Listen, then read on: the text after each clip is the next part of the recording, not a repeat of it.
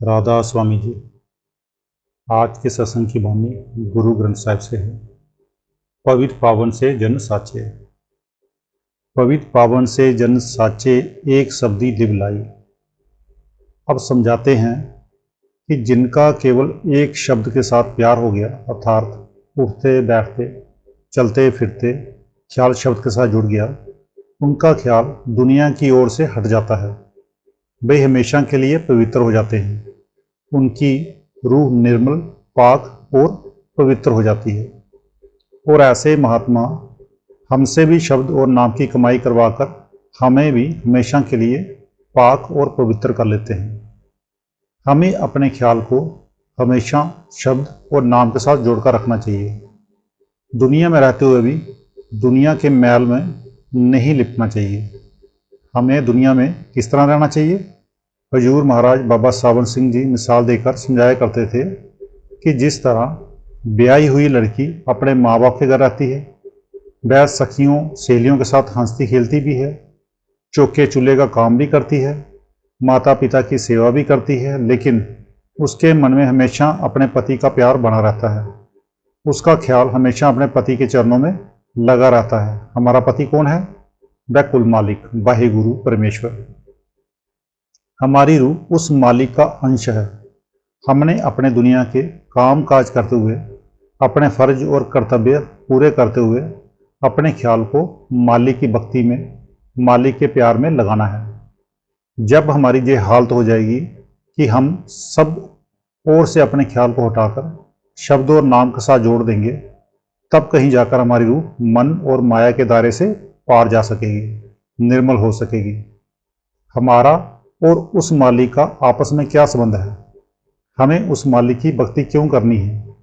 क्यों उसके साथ प्यार करना है? हमारे और मालिक के बीच में कौन कौन सी रुकावटें हैं? हमें किस राह पर चलकर उन्हें दूर करना है? शब्द क्या चीज़ है? वह कहाँ रहता है? हमें अपने ख्याल को शब्द का या नाम के साथ किस तरह जोड़ना है? गुरु साहिब सारे ही संत मत के निचोड़ का एक ही तुक में वर्णन कर देते हैं। बिनु नावे होर पूज ना होवी, बरमी बुली लोकाई। उस शब्द या नाम के बगैर मालिक की कोई भी भक्ति ही नहीं, कोई पूजा ही नहीं। दुनिया जो ही भ्रमों में फंसकर बुली फिरती है। कोई किसी तरफ दौड़ा जाता है, कोई किसी तरफ। मालिक ने हमारे अंदर सब कुछ रखा हुआ है, हमारे वास्ते रखा हुआ है, लेकिन हम अंदर जाने की कोशिश नहीं करते, मालिक को अपना बनाने की कोशिश नहीं करते। हजूर महाराज जी फरमाया करते थे कि हमारी वह हालत है कि जिस तरह किसी के घर में करोड़ों रुपयों के खजाने दबे हुए हों, मगर उसे दौलत का पता ना हो, वह बाहर गलियों और सड़कों पर जाकर कौड़ियाँ मांगता फिरे, दर ब दर ठोकरें खाता फिरे। जब वह अपने घर के अंदर तलाश करेगा, उस दौलत को निकालेगा, तब जाकर उससे फायदा उठा सकेगा। अगर मालिक को कोई भक्ति मंजूर है तो वह शब्द की कमाई, नाम का प्यार है। इसका ये मतलब नहीं लेना चाहिए कि जब तक और पूजा पाठ करने का कोई फल नहीं मिलता। फल जरूर मिलता है। क्या मिलता है? हम सेठ साहूकार होकर दुनिया में आ जाते हैं, राजा महाराजा होकर आ जाते हैं, कोहमों मजमों मुल्कों की हुकूमत लेकर आ जाते हैं, लोहे की बेड़ियां उतर जाती हैं, सोने की जंजीरें चढ़ जाती हैं, जेल की सी क्लास से छुटकारा हो जाता है, ए क्लास में जाती है, झोंपड़ियों से बिस्तरे उठ जाते हैं, महलों में जाकर बिस जाते हैं, लेकिन रहते हैं कैदी के कैदी, 84 के जेल खाने में ही फंसे हुए रहते हैं। आम कहावत मशहूर है, तपों राज ते राजो नरक। पहले तप किया, देह को गलाया, फिर राजपाट प्राप्त किया, दुनिया पर अत्याचार किया और नरकों के बागी होकर बैठ गए। हमारा आम ख्याल है कि अगर जहाँ किसी को 1 रुपया दोगे तो अगले जन्म में हमें 10 गुना होकर मिलेगा, शायद इससे भी ज़्यादा होकर मिलता हो, लेकिन वह 10 गुना प्राप्त करने के लिए वापस देह की चार में तो आना ही पड़ता है। अभी हम ऐसे कौन से सुख और आराम से बैठे हैं कि फिर से जहाँ जामा हासिल करके उसे लेना चाहते हैं। हाथी के पाँव में सबका पाँव। जो भी दान पुण्य का फल होता है वह सब ही नाम की कमाई में आ जाता है। जब रात दिन हमारा जीवन उस मालिक का नाम चढ़ा हो, और इससे बढ़कर और कौन सा जप हो सकता है?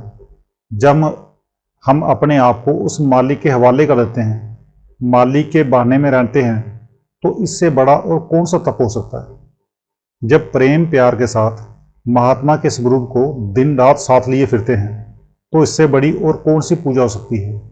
जब अंतर में जाकर उस अनहद शब्द, उस अनहद वाणी को सुनने लग जाते हैं, तो इससे बड़ा और कौन सा पाठ हो सकता है।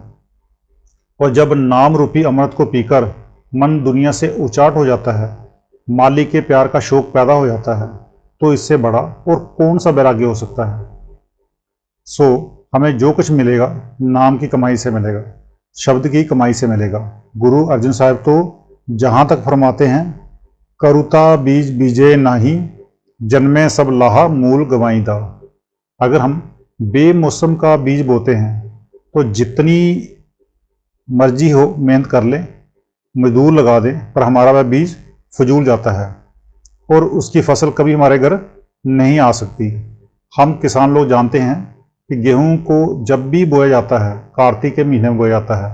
अगर कोई जेठ की गर्मी, आषाढ़ की धूप और सावन की बारिश में गेहूं बोएगा, वह जितनी मर्जी हो खाद डाल ले, जितनी मर्जी हो जमीन जोत ले, वह कभी भी फसल घर नहीं ला सकता।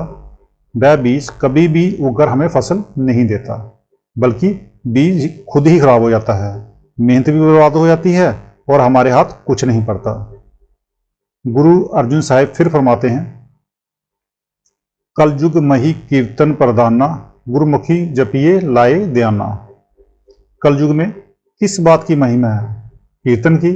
जो प्रेम प्यार के साथ उस कीर्तन को सुनते हैं वे गुरुमुख हो जाते हैं, उनका ख्याल वापस जाकर उस मालिक के साथ जुड़ जाता है।